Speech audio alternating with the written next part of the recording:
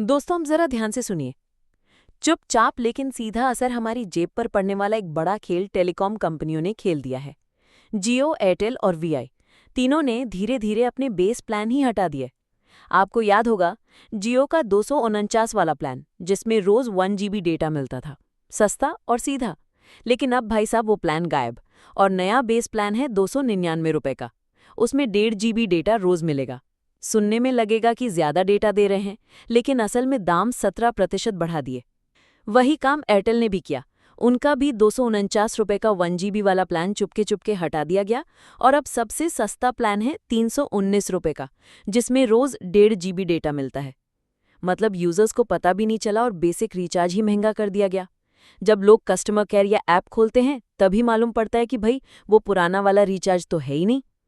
VI यानी Vodafone idea ने तो और भी चालाकी की। उनका 299 रुपए वाला प्लान था जिसमें 1 GB पर डे मिलता था और साथ में 5 GB।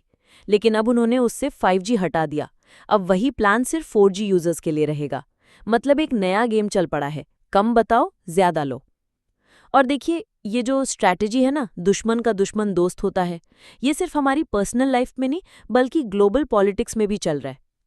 अब जरा इंडिया चाइना रिलेशन पर आते हैं। पहले आप जानते हैं कि बॉर्डर पर तनाव की वजह से रिश्ते काफी ठंडे थे, लेकिन अब हालात थोड़ा बदल रहे हैं। क्यों? क्योंकि डोनाल्ड ट्रंप का एंगल इसमें आ गया है। अमेरिका और चाइना के बीच रिलेशन खराब हो रहे हैं और उसी वजह से इंडिया और चाइना धीरे धीरे एक दूसरे के करीब आते दिख रहे हैं। अभी हाल ही में 18 और 19 अगस्त को चाइना के फॉरेन मिनिस्टर इंडिया आए थे। उन्होंने अजीत डोभाल, जयशंकर और पीएम मोदी से मुलाकात की। कई अहम मुद्दों पर बातचीत हुई, बॉर्डर डीएस्कलेशन, एलएसी डिसंगेजमेंट, ताकि गलवान जैसी घटना दोबारा ना हो, और मिलिट्री टू मिलिट्री कम्युनिकेशन भी कंटिन्यू रखने पर बात हुई। लेकिन सिर्फ बॉर्डर नहीं, ट्रेड और इकोनॉमी में भी बड़ी प्रोग्रेस हुई है। कई बैन हटाए गए। रेयर अर्थ मेटल्स जिनसे ईवी, विंड टर्बाइन और डिफेंस इक्विपमेंट बनता है, अब इंडिया में एक्सपोर्ट होंगे। फर्टिलाइजर्स जिसका 80% चाइना से आता था, वो भी फिर से इंडिया आना शुरू।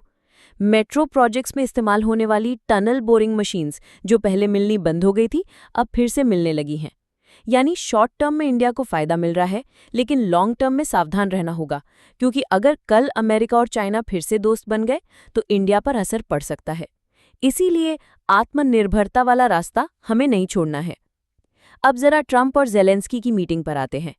18 अगस्त को व्हाइट हाउस में मीटिंग हुई जिसमें यूरोपियन लीडर्स भी शामिल थे। पिछली बार दोनों के बीच टकराव हो गया था, लेकिन इस बार माहौल अलग था। जेलेंस्की जब पहुंचे तो कोट पहन रखा था। उस पर रिपोर्टर्स ने भी कमेंट किया और उन्होंने भी मजाक में पलट जवाब दिया। माहौल थोड़ा हल्का फुल्का रहा। लेकिन असली मुद्दा सिक्योरिटी गारंटी। ट्रंप ने यूक्रेन को भरोसा दिलाया कि अमेरिका यूरोप के साथ मिलकर पूरा सपोर्ट देगा जब तक पीस डील नहीं हो जाती।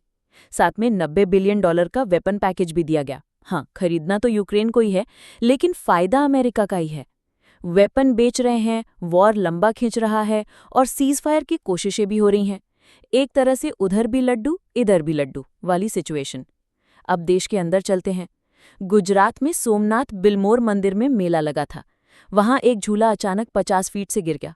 कई लोग घायल हो गए। अब जांच शुरू है कि आखिर ऐसे खतरनाक झूले कौन अलाउ करता है और कौन सर्टिफाई करता है। पहले भी ऐसे हादसे हुए हैं जहां सेफ्टी का बिल्कुल ध्यान नहीं रखा जाता। मुंबई में हालात और भी खराब हैं। पिछले कुछ दिनों में बारिश ने 300 मिलीमीटर का आंकड़ा पार कर दिया। कई इलाकों में वाटर लॉगिंग है। छत्रपति शिवाजी एयरपोर्ट पर फ्लाइट्स प्रभावित, लोकल ट्रेनों में लोग फंस गए, रेस्क्यू टीम भेजनी पड़ी। दफ्तर जाने वाले लोग घर पर फंसे हुए हैं। सड़कों का हाल तो ऐसा है कि रोड अब नदी लग रही है। अगर बोट है तो ऑफिस जा सकते हो, वरना भूल जाओ।